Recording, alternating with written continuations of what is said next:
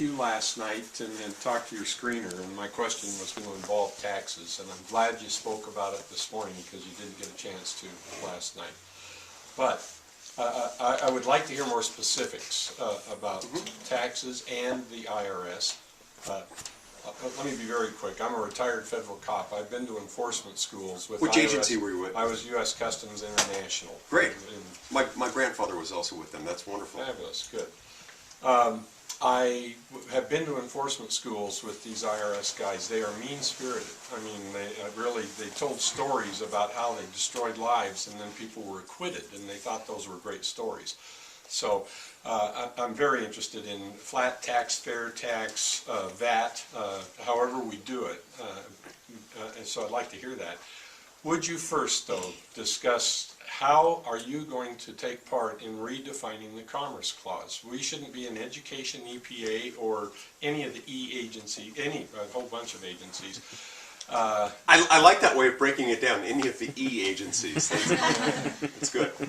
I'm so glad you asked that because I love to talk about the Commerce Clause. This has been a hobby of mine since I was a teenager, and my high school teachers had no real interest in debating the merits of big government with me based on the bastardization of the Commerce Clause, and so I love the fact that, which is exactly what it is. The Commerce Clause is Article 1, Section 8, Clause 3. It's the part that tells Congress it has the right to regulate commerce between the several states with the Indian tribes and with foreign nations.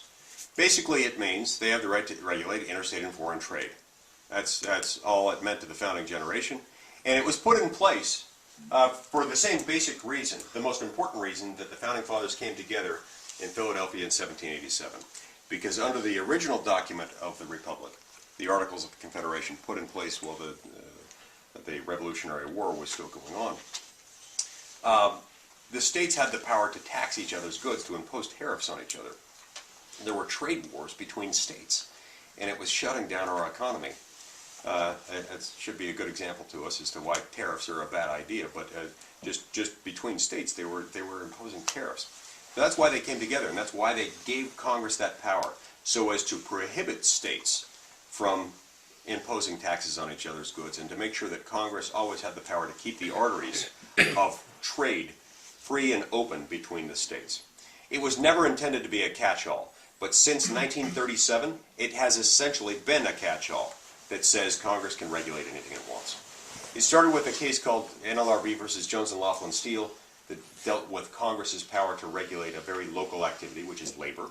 And then it reached its apex, from which it's never fully descended, in 1942 in a case called Wickard v. Filburn, where the court said that Congress has the right to regulate a farmer's local production of wheat, even where that wheat never leaves the farm, even where that wheat never enters commerce, interstate commerce, or any commerce at all.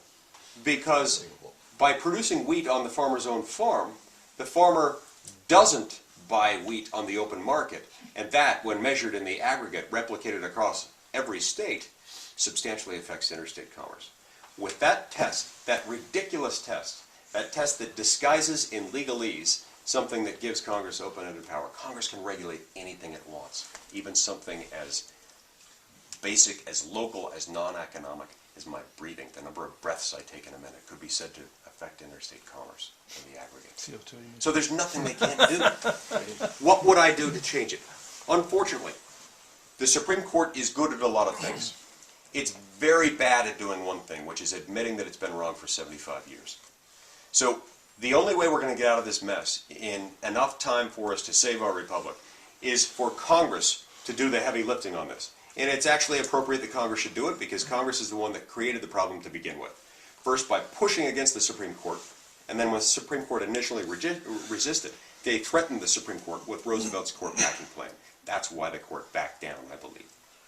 How does Congress do that? Well, we start by electing a new generation of senators and congressmen who are willing to recognize on their own that Congress's power should not be unlimited, and that they will not pass legislation that pushes their power all the way to the edge of what the Supreme Court will tolerate.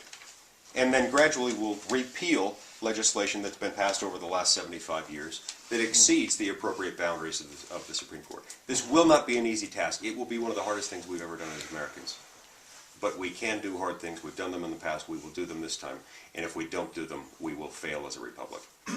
So, yeah, that's what I'll do about that, is restore that constitutional debate that will make that possible. Yes, sir. Hi, Mike. I don't know if you remember me from 20 years ago, but Tell me your name. Richard Coxon. I knew your dad quite well. Oh, great, great. And I knew you at that time too, but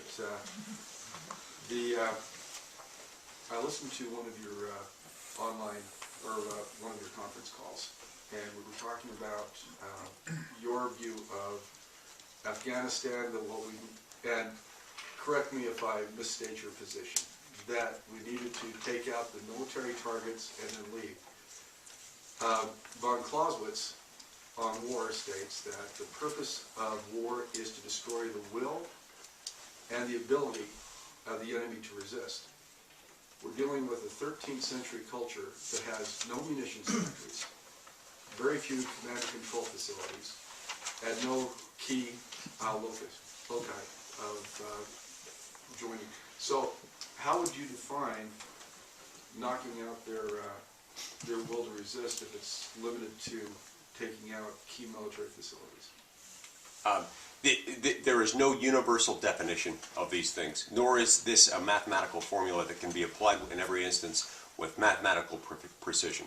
These are broad concepts that are supposed to help illustrate how I would go about making my decision. One of the disadvantages that we face as challengers in this race, as opposed to incumbents, is that we as challengers aren't privy to the same intelligence reports that U.S. senators get and that the President of the United States gets. So that's why we have to state these in broad terms.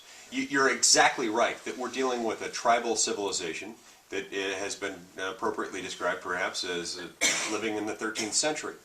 And we can't expect to do the same thing there that we did in post-war Germany or in post-war Japan. It doesn't work. That's one of the reasons why I think I have this emphasis on stop nation building, is that we're going to dump a huge amount of money that we don't have into this civilization. If we try to rebuild it, if we try to modernize it, it can't be done in the same way that we did it in Germany and Japan. It will not work. And so, again, there's no mathematical formula for it. I can't answer that question in the abstract to a high degree of specificity, other than to say we have to rely on our intelligence report, a combination of intelligence reports, our generals on the ground, and other experts who tell us what is it that presents the threat. What is it that is threatening our national security? The focus has to be on our national security rather than some abstract desire to make Afghanistan a better place. And I fear that that's kind of what we're doing there. My wife's cousin lost both of his eyes a few weeks ago in Afghanistan as a Marine, a highly trained Marine. He's trained to kill. But what was he doing on that day? He was delivering supplies to an orphanage. A good task, but a task that can be carried out effectively, efficiently by aid workers, humanitarian aid workers that are funded through various organizations. Humanitarian aid workers that don't have the metaphorical target painted on their back, saying to all insurgents, please kill me, I'm a U.S. soldier. When we put Marines on there and we make Marines do that work, they're doing the wrong work. They're there to kill, not to deliver supplies. The longer we put them there in the name of nation building, the greater the risk, the personal risk that we put our men and women into when we go there, and it's wrong. There's a term that the military has for that, actually. It's called International Meals on Wheels. Right. Yeah. Blankets for Bosnia. Yeah, they're not real keen on their missions alone. Exactly. Yes, sir. I just wanted, what's your thought on free trade and how does that tie into the Commerce Clause and all the things that are going on and remedying that? Ties into the Commerce Clause because it's Congress that has the authority to decide what tariffs ought to be. And that authority shouldn't be outsourced to some international body. It ought to be held by Congress. So the authority ties into Article 1, Section 8, Clause 3 of the Commerce Clause. But the policy is informed by our understanding and by the founding generation's understanding of the importance of lowering, reducing, and wherever possible, eliminating tariffs. You raise all the ships in the harbor when the water level rises. And the water level rises in economic terms when you reduce any form of taxes, including tariffs. And so that's why Congress ought to be